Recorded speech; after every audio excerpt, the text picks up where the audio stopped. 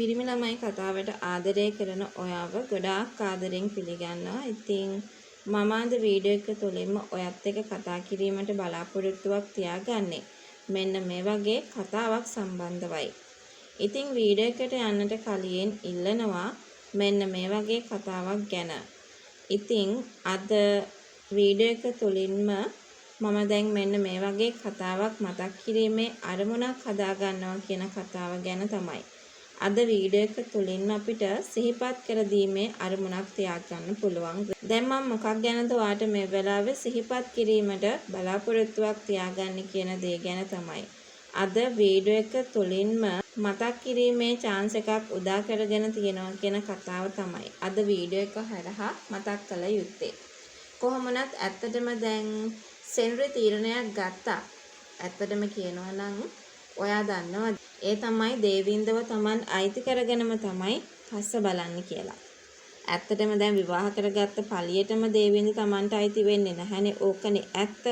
හැබැයි ඒ වුණාට මේ දේවල් වෙනස් කරන්න Tamanට පුළුවන් කියන එක ගැන සෙන්රි තීරණයකට ආවේ වෙන හේතුවක් නිසා නෙවෙයි කියන එක ඔයා නොදන්න දෙයක් නෙමෙයි. ඇත්තටම මේක විශේෂ කාරණාවක් විදියට අපිට මේ වෙලාවේදී කියන්නත් පුළුවන්කම තියෙනවා කියලයි අද වීඩියෝ එක තුල අපි හැමෝටම කතා කරන්න පුළුවන්කම ලැබෙන්නේ. කොටින්ම කියනවා නම් තව දෙයක් අපිට මෙතනදී මතක් කරන්න පුළුවන්. මේක විශේෂ දෙයක් විදියට මම ඔයත් එක්කම කතා කරනවා. කොහොමනත් ඔයා දන්නවද ඉදිරියට වෙන දේ? අවංකවම කියනවා නම් ඒක අපිට මේ විදියට මතක් කිරීමේ chance එකක් තියෙනවා කියන දේ ගැන තමයි අද වීඩියෝ එක තුලින් අපි මතක් කළ යුත්තේ කියන කතාව ගැන.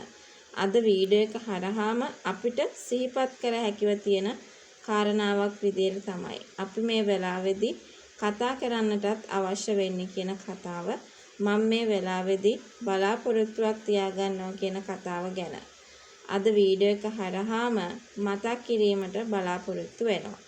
ඉතින් කොහොමනත් ඔයා මෙතනදී තව දෙයක් දැනගන්න ඕනේ. ඉතින් ඒක මට මෙන්න මේ විදිහේ පැහැදිලි කිරීමක් අනිවාර්යෙන්ම ළඟා කරගත යුතුයි කියන කතාව තමයි අද මතක් කරන්නේ.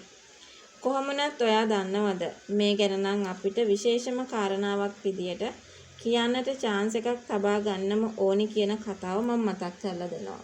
සෙන්රි දේවින්ද ඒ කියන්නේ දිල්හාර එන වෙලාවක් බලලා අනිවාර්යෙන්ම එයා මෙතනදී මෙන්න මේ වගේ කාරණාවක් කරයි කියන දේ ගැන තමයි අද වීඩියෝ එක තුලින්ම මතක් කිරීමට බලාපොරොත්තුවක් ලබා ගන්නෙ. කොහොමනත් ඇත්තටම දිල්හාර මේ දේ වැරදියට හිතාගෙන ඇත්තටම දේවින්දගෙන් ඉදිරියට ඈත් වෙන්නට කල්පනා කරනවා ඇති කියලා තමයි අපිට මතක් කරන්න පුළුවන්.